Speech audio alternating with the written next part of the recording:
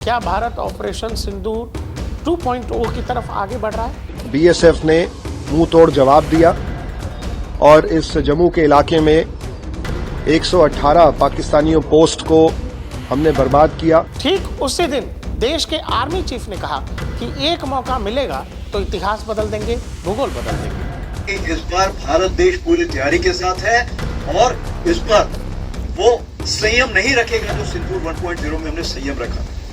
इस बार हम आगे की कार्रवाई करेंगे और कुछ ऐसी कार्रवाई करेंगे कि हो सकता है पाकिस्तान को सोचना पड़े कि उसके इतिहास में, भूगोल में रहना है कि नहीं रहना। हो सकता है हमारी सेनाओं को नदियां पार करनी पड़े और हम इसकी तैयारी लंबे समय से कर रहे हैं। और अगर हमें पाकिस्तान पर ऑफेंसिव करना है तो कहीं ना कहीं रिवर क्रॉसिंग भी इन्वॉल्व होगी। हमसे, आपसे, इस देश के हर देशवासी से कि आप तैयार रहिए। और आप सबको भी भविष्य में होने वाले ऐसे किसी भी स्थिति के लिए अपने आप को, मैं मानता हूं, मानसिक रूप से तैयार रखना होगा। अभी हाल में ही जो ऑपरेशन सिंदूर हुआ, हमारी सेनाओं ने पाकिस्तान बेस्ड टेररिस्ट कैंप्स को तबाह कर दिया। हालांकि हमने बेहद संतुलित उत्तर दिया था, बहुत ही बैलेंस तरीके से उत्तर दिया था और हमारा जवाब एस्केलेटरी नहीं था। लेकिन पाकिस्तान के रवैये ने ऑपरेशन सिंदूर के बाद बॉर्डर पर सिचुएशन को नॉर्मल नहीं रहने दिया। इस दौरान जिस तरह से देश भर में मॉक ड्रिल्स हुए थे, और आप सबको भी भविष्य में होने वाले ऐसे किसी भी स्थिति के लिए अपने आप को, मैं मानता हूं, मानसिक रूप से तैयार रखना होगा। देश के रक्षा मंत्री राजनाथ सिंह के द्वारा दिया गया ये बयान बहुत सी कहानियां बता रहा है, बहुत सी तैयारियों की बात कर रहा है और बहुत सी आशंकाओं को जन्म दे रहा है। ये कह रहा है हमसे, आपसे, इस देश के हर देशवासी से कि आप तैयार रहिए, तैयार उस बात के लिए जिस बात की तैयारी भारतीय सेना पिछले 6 महीने से कर रही है। ऑपरेशन सिंदूर के बाद भारत की मिलिट्री लीडरशिप हो, पॉलिटिकल लीडरशिप हो, सबकी तरफ से ये बताया गया कि हमने ऑपरेशन सिंदूर को महज थोड़े समय के लिए रोका है। ये फिर से वहीं से शुरू होगा अगर पाकिस्तान कोई गलती करता है। हमने अपनी वॉर डॉक्ट्रिन तक बदल दी। हमने ये कह दिया कि पाकिस्तान की तरफ से कोई भी आतंकी हमला, भारत उसे युद्ध की तैयारी या युद्ध की शुरुआत मानेगा, यानी उस घटना को भारत एक्ट ऑफ वॉर मानेगा, युद्ध के लिए किया गया कार्य मानेगा। और दिल्ली में ऐसे में विस्फोट हो जाता है, जैश ए मोहम्मद का नाम आता है। इसके बाद राजनाथ सिंह का ये बयान बहुत सी कहानियां बता रहा है, जो मैंने आपसे कहा है। अगर आप राजनाथ सिंह के बयान को गौर करें तो उसमें वो कह रहे हैं कि लोक सेवक होने का एक ब्रिलियंट एग्जाम्पल है।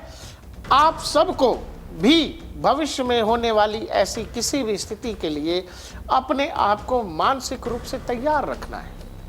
क्या भारत ऑपरेशन सिंदूर 2.0 की तरफ आगे बढ़ रहा है?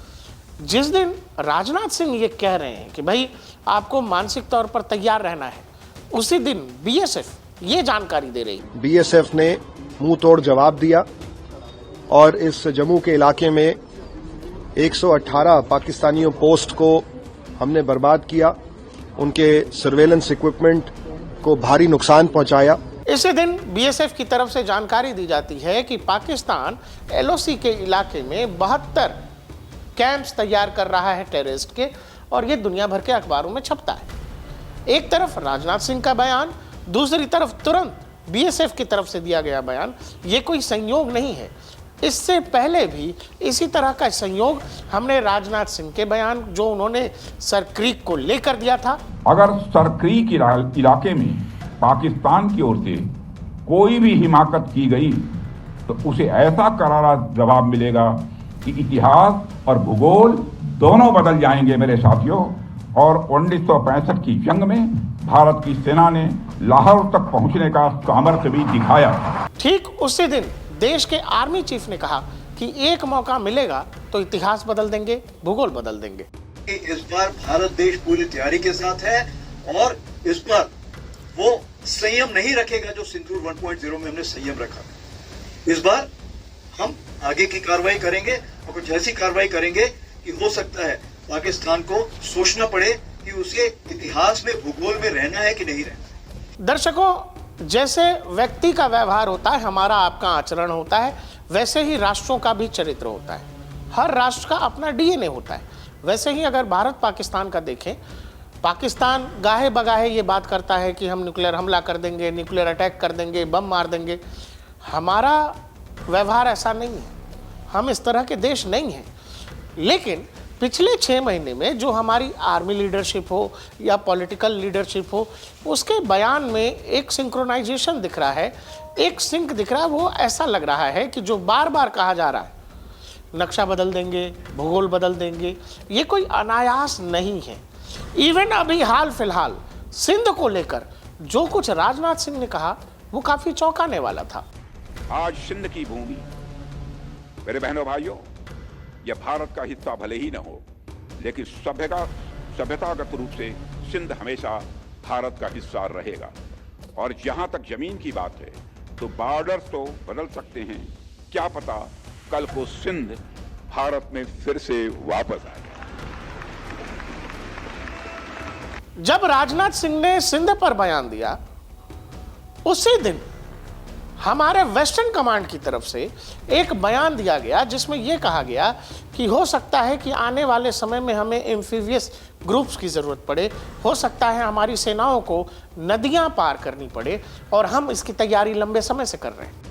और अगर हमें पाकिस्तान पर ऑफेंसिव करना है तो कहीं ना कहीं रिवर क्रॉसिंग भी इन्वॉल्व होगी। ऑपरेशन सिंदूर के बाद देश के रक्षा मंत्री हो, प्रधानमंत्री हो, सबकी तरफ से एक मैसेजिंग की गई है। एक मैसेजिंग जो दुनिया को समझ आए, दुनिया तक जाए, पाकिस्तान तक जाए कि भारत एक बड़ी तैयारी तो कर रहा है। वो किस हिस्से के लिए, किस लिहाज की तैयारी है, वो आपको ऑपरेशन सिंदूर के बारे में जब हमारे नेवी वाले अफसर समझा रहे हैं तो आपको अपने आप समझ में आ जाएगा कि भारत आखिर तैयारी कर कितनी बड़ी रहा है। आर्मी के सदर्न आर्मी कमांड, नेवी का वेस्टर्न कमांड, एयरफोर्स के south western air command participate कर रहे हैं, और उसमें हमारा मेन उद्देश्य ये है कि how to enhance this synergy between all the maritime forces as well as inter services so it's a very large complex environment, and this is a multi-domain integrated operation which we are conducting. This includes, other than the conventional part of cyber, space, all these aspects also are being considered. And in Navy में कम से कम 20 से 25 ships participate कर रहे हैं। उसी हिसाब से Air Force के भी larger number 40 से plus fighter aircraft and other support aircraft are participating.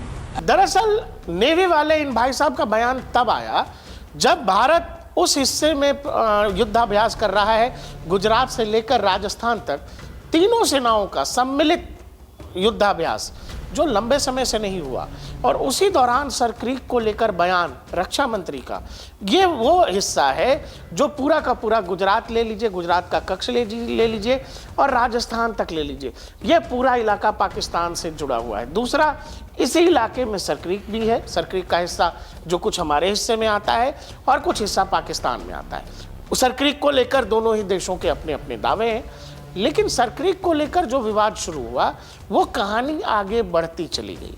रक्षा मंत्री के बोलने के बाद प्रधानमंत्री कहीं पर थे और उन्होंने कह दिया धर्मो रक्षति रक्षिता। हम धर्मो रक्षति रक्षिता का मंत्र भी दोहराते हैं। उन्होंने बहुत सारी चीजें कही, उसमें गीता की बात कही, लेकिन एक बात जब आपको ये समझना है कि धर्मो रक्षित है रक्षिता, ये तो बड़ा सामान्य है, धर्म की रक्षा के लिए नहीं। दरअसल ये जो हमारी खुफिया एजेंसी है रॉ, उसका स्लोगन वाक्य है। अब आप जब इन सब चीज़ों को जोड़ोगे तो आपको ये समझ में आ रहा होगा कि भारत एक बड़ी तैयारी कर रहा है। दूसरा, जब ऑपरेशन त्रिशूल हुआ, जब तीनों ही सेनाओं का सम्मिलित युद्धाभ्यास हुआ, दर्शकों वो युद्धाभ्यास से ज़्यादा ये लगा कि जैसे किसी हिस्से में या किसी इलाके में कब्जा करने के लिए जब कोई सेना आगे बढ़ती है, ये उस तरह का था। भारतीय सेना ये कह चुकी है पाकिस्तान कोई गलती करता है तो उसे अपना टेरिटरी खोना पड़ेगा, एक अंदाजा दिया है। और भारतीय सेना ने ये तक कहा है कि जो ऑपरेशन सिंदूर था वो महज एक ट्रेलर था, पिक्चर बाकी है। 1.0 तो देखिए, मैं तो ये कहना चाहूँगा कि मूवी शुरू भी नहीं हुई थी, सिर्फ एक ट्रेलर दिखाया गया था और ट्रेलर के बाद 88 घंटे में वो ट्रेलर ख़त्म हो गया था।